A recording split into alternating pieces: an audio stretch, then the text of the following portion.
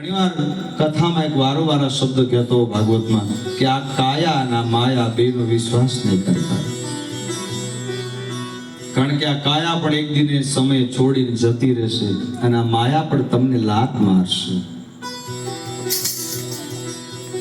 કારણ કે આ સંસારનું સુખ એવું કાચું, પરિણા પછી રંડાવું પાછું, આવું તે સિદ્ધને કરીએ અમે ગિરધર ગોપાળને વળીએ.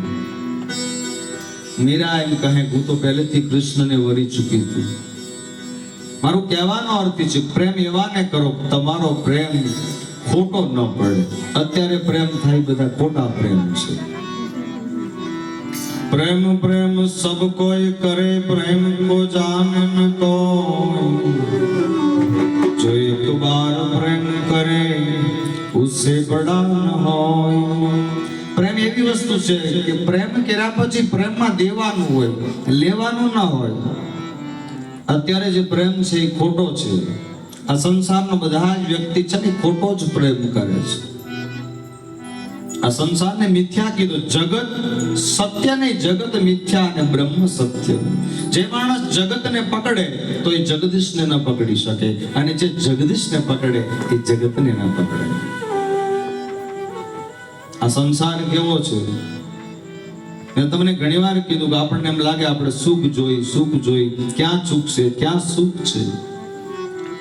દીકરો મોટો થાય એટલે લગ્નની ચિંતા થાય, નોકરીની ચિંતા થાય, પછી એમ થાય પછી શાંતિથી જીવશું, દીકરાની હો આવે, આમ થઈ જાય ને આમ થઈ જાય ને બેંકની અંદર વીમો પાકી જાય તો આપણે પાકી જાય. માયાની અંદર આ માયા અને કાયા બેનો વિશ્વાસ નહીં કરવાનો. તો ગજેન્દ્ર મોક્ષની અંદર પણ કથામાં એક નાની એવી કથા વચ્ચે લઈ લઉં. હું ઘણીવાર કહું કે આ જીવ છે ને એ કેવડો છે. ચંદ્રમા મનસો જાત સૂરજો અજાયત, શ્રોતા દ્વાશ પ્રાણશ મુખાગ્નિ જાયત.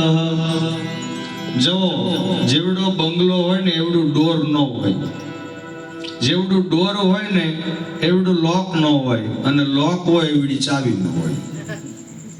એટલે માણસનું શરીર છે ને એવડું હૃદય ન હોય. ડાબી સાઈડમાં આવેલું હૃદય નાનું એવું હોય, અને એની અંદર રહેલો જીવ માણસના જમણા હાથના અંગૂઠા જેવડો આ જીવ છે. ડોક્ટરની પાસે જાવ ને તો એમડી સાહેબ હોય ને તમે પૂછો કે સાહેબ કિડની ક્યાં છે, તે તમને કાઢીને બતાવે.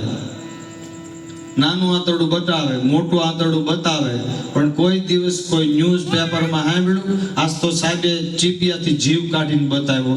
એને નથી ખબર ક્યાંથી આવે ને ક્યાં જાય છે.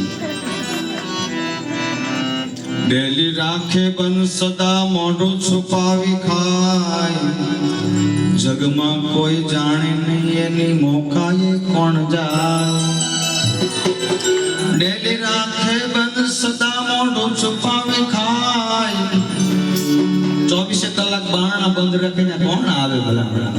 અમારે એક શબ્દ કહેવત છે કે કોઈ પણ આવે ડેલી રાખે બંધ સદા, અને એકલો એકલો મોઢું છુપાવી ખાય. એકલા કોઈ દિવસ ખાવાનું નહીં. સુદામાની કથા બીજા જન્મમાં નિર્ધન થવું પડે. એ માટે સુદામા પણ ત્યારે રડે છે કે નદીના શિપ્રા નદીના કિનારે કે યાદ આવ્યું જમવાનું, પણ પાછો વિચાર થયો કે મેં એકલું ખાધું નથી. આ સંસારમાં એકલું ખાવાની ઈચ્છા બહુ ઓછી રાખવાની.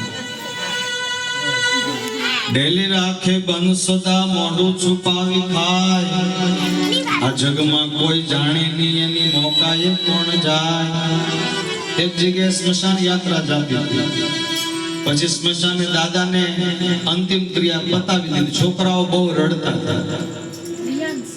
તો છોકરાઓ બહુ રડે એટલે ગામમાં કીધું ભાઈ હવે બની ગયું. ગીતાજીમાં કીધું ને આ તો એકવાર આવ્યા એને બધું જવાનું છે, તો તમે રડો શા માટે? એટલે છોકરાએ બહુ આજીજી કરી, પણ છોકરાએ કાંઈ જવાબ ન આપ્યો. તો એનો નાનો છોકરો બાજુ ઊભો તો એમને કીધું કે ભાઈને સમજાવો કે રડવાનું બંધ કરે, શોખ નહીં કરો. એટલે એને કીધું બાપા મરી ગયા એના માટે નથી રડતા. તો કે અમને ચિંતા, મને મગજમાં થોડીક વાતનો ખુલાસો કરી દઉં તમને. બાપા મરી ગયા એ તો ભલે મરી ગયા, પણ અમારું ઘર ક્યારેય કૂતરાએ નથી ભાળ્યું, ક્યારે મહેમાને નથી ભાળ્યું, ક્યારે બ્રાહ્મણે નથી ભાળ્યું, ક્યારે બેન દીકરીએ નથી ભાળ્યું, ક્યારે કોઈ સગા સંબંધીએ નથી ભાળ્યું, ને આ જમને સરનામું આપ્યું કોણે? हे गोविंद हे गोपाल अब तो जीवन हारे, हे गोविंद हे गोपाल अब तो जीवन हारे, अब तो जीवन हारे।